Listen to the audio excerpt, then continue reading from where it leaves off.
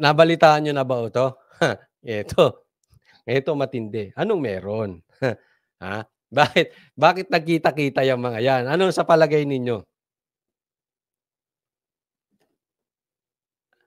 Eto malupit ito, kasi alam naman natin na si Guanzon ay dilaw at si Banatbay and of course si Mocha ay DDS. Talaga nga supporter ni Duterte.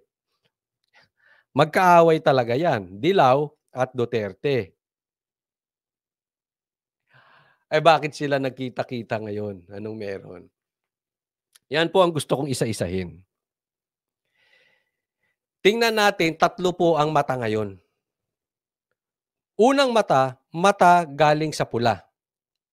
Pangalawang mata, mata galing sa dilaw. At pangatlo, mata galing sa mga DDS. Okay? Tingnan natin, kasi nag-ikot po ako at tiningnan ko kung ano mga reaksyon ng mga ibang tao rito. Punta muna tayo sa mata ng mga pulahan. Alam nyo, matagal ng bintang sa amin yan. Dahil kakakukontra namin kay Marcos, kakukontra namin sa pula, ang bintang ng mga trolls sa amin, ang mga bayarang trolls, ang mga bayarang vloggers, mga ensimada, especially mga ensimada vloggers, tapos itong mga kanilang mga trolls, mga followers nila, ang sabi, ay kayo, dilawang kayo. Ang totoo niyan, kayo, Banateros Brothers, dilawan kayo. Kasi kontra kayo sa Marcos. Hindi kayo for unity, mga dilawan kayo. Ayan. Ganyan. Ganyan ang tingin ng mga galing sa pula. Matagal na pong binabato sa amin yan. Dilawan ka, dilawan, dilawan. Makakontra kayo sa Marcos, dilaw, dilaw, dilaw, dilaw. Ganon, ganon ang mga banat sa amin. Puntahan naman natin sa mata ng mga dilawan. Ito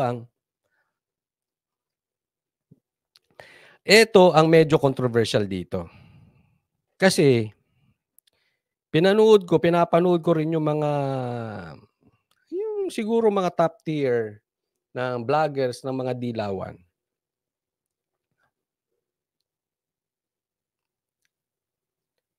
Ayaw talaga nila sa Duterte. Ito, ang take nila dito, ayaw nilang nagkita to. At ang basa ko sa kanila, mas gugustuhin nila. Sa katunayan, yung iba, nakaalyado na sa pula. Ang totoong kalaban nila dito, ng dilaw, Duterte. Duterte, Duterte, Duterte, Duterte. Pansinin ninyo, nagsama ngayon yung dalawa. Ikanatutuwa nila, bagamat ayaw nila, yung nangyayari ngayon, nakikisawsaw sila dahil sa galit nila sa Duterte. Sabi pa nga nung isang yung isang vlogger na parang hindi kaya mag-live mag-isa, lagi siya may kausap na gano'n gano'n magsalita. Dina-downplay nila yung nangyari dito kila Sas, kila Banatbay, kila Ka Eric, kila Maharlika. Hindi naman daw pinapansin yang mga yan. Walang kwenta. Bakit kailangan i-take down? Walang kwenta. Wow, ganun po mag-isip. Ganun po nitong mga dilawan, vloggers, political na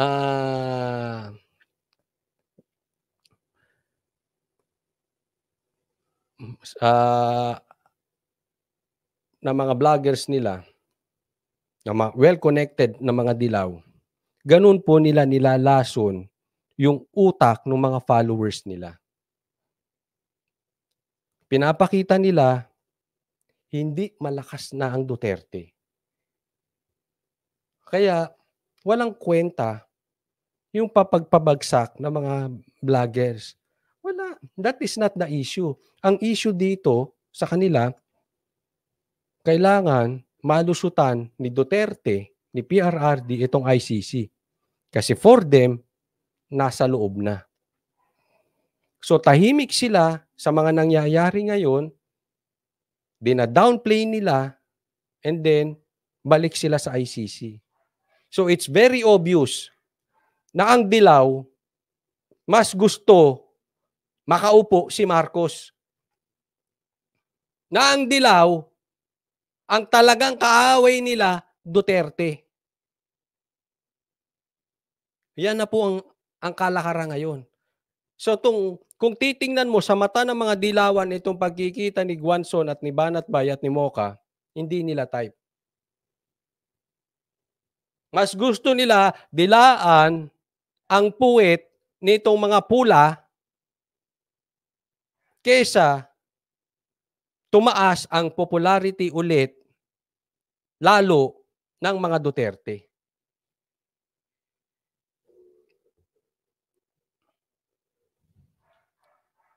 Ganyan na po. Kaya kung kayo ay may mga kamag-anak na pula, na makadilaw, wag niyong awayin na.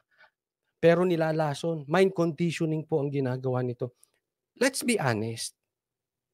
Kung sinasabi niyong laos ang mga Duterte, lahat ng mga bata ni PRRT pasok sa senatorial survey. Kung sinasabi niyong mahina ang Duterte at kayo dilaw malakas, magpatakbo kayo sa Senado. Tingnan natin kung hindi kayo lumubog. Kung may manalo sa inyo. Baka nga walang manalong isang senador sa inyo eh. Tingnan nyo kung walang mananalong mga Duterte senators, senatoriables. Diba? Kaya talagang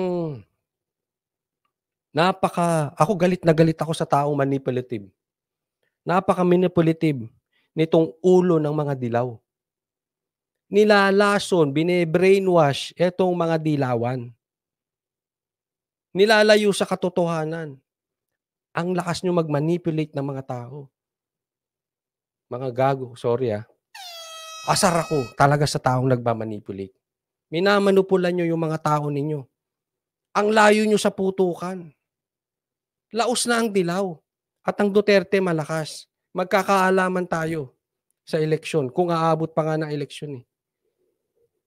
Niloloko nyo. Ito naman kayong mga dilawan.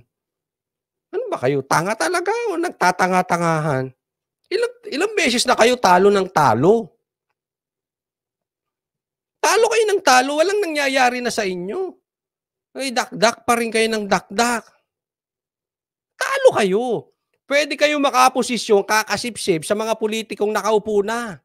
Pero kung eleksyon din, talo kayo. Tain na kayo, pasensya po ah. Tain na kayo dilaw. Manahimik na kayo. Ha? Kasi alam mo kung bakit? Kaya ako asar na asar. Ginagatungan nila eh. Bine-brainwash nila na dapat ang narrative nila ito. Pakinggan nyo mabuti. This is important. Ito na ang huling mga buwan ng gobyernong ito. Sinasabi nila. Kaya dapat papasukin na ang ICC. Kasi etong 2024, pag hindi nakapasok ang ICC at hindi nilitis ang Duterte for the next 6 months, lalakas ulit ang Duterte. So kailangan nakapasok na ICC at mailubog na yung Duterte, makasuhan na. Ganoon po ang kanilang litanya para itong administrasyong ito madaliin ang pagpasok ng ICC. Ganon sila manipulative. Ganon nila dinidemonyo. Kaya dapat tong administrasyon na to, huwag kayong makinig dyan. Nilalason yung isip eh. Kaya alam mo kung makapasok tong ICC ngayon, ang kamay dyan, hindi lang pula. Ang may kamay dyan, kasama dilaw. Kasi kakabulong nila. Bulong ng bulong yung mga yan, animal yan. Wala nang power yung mga yan eh. Kabubulong lang nila. Gusto lang nila mablubog ang Duterte. Sila ang bumubulong na papasukin ng ICC. Dati pa yan sila. Kaya ang narrative nila, matatanggal ang pula pag hindi nyo pinapasok ang ICC, kaya papasukin nyo na ang ICC. Ganun po ang kwento niyan. Ganun nila pinaiikot. Yan po ang galing sa mata ng dilaw. Huwag po kayong papaloko. Tingnan naman natin, galing sa mata ng DDS. Itong pagkikitang ito, maraming aabangan. At yan po ay sinabi na ni Banat Bay, marami tayong aabangan. And this is it.